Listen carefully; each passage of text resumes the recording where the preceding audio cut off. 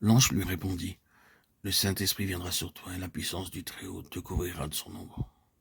C'est pourquoi le Saint-Enfant qui naîtra de toi sera appelé Fils de Dieu. » Luc 1, 35. Mais à tous ceux qui l'ont reçu, à ceux qui croient en son nom, elle a donné le pouvoir de devenir enfants de Dieu, lesquels sont nés non du sang, ni de la volonté de la chair, ni de la volonté de l'homme, mais de Dieu. Jean 1, 12, 13. Ce qui est né de la chair est chair, et ce qui est né de l'esprit est esprit. Jean 3, 6.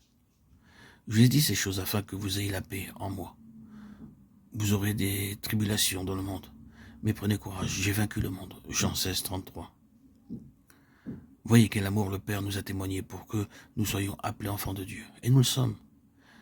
Si le monde ne nous connaît pas, c'est qu'il ne l'a pas connu. Bien-aimés, nous sommes maintenant enfants de Dieu. Et ce que nous serons n'a pas encore été manifesté.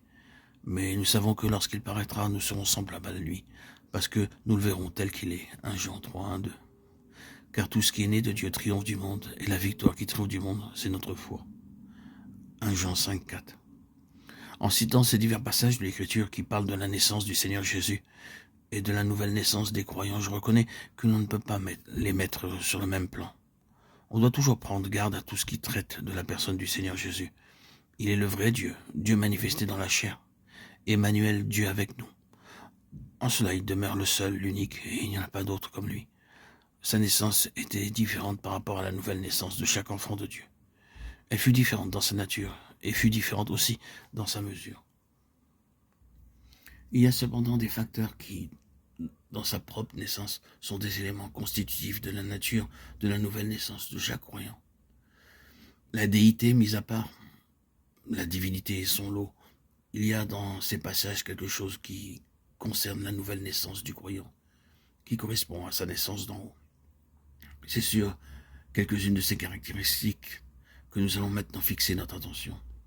Ne confondons pas ces deux domaines, car je crois à tout ce qui touche à son caractère unique, mais je pense, et vous le reconnaîtrez, que selon ce que dit Jean, ce qui est vrai en lui est aussi vrai en nous, dans son propre domaine et selon sa propre nature. 1 Jean 2,8.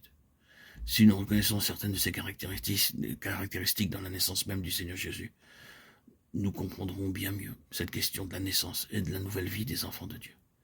Car dans sa naissance, nous avons, comme je l'ai dit, tous les facteurs qui forment la constitution même d'un véritable enfant de Dieu.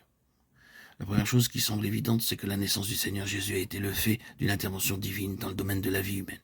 Et cela est aussi vrai concernant la nouvelle naissance de chaque croyant. Car ce n'est aussi rien de moins qu'une intervention divine dans la vie humaine.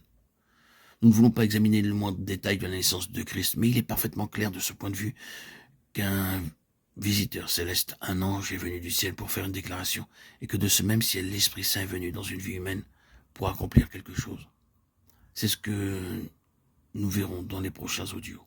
Le fait est là. Il y a une intrusion du ciel dans le cours naturel de la vie humaine, et sous cette forme représentative dans l'humanité.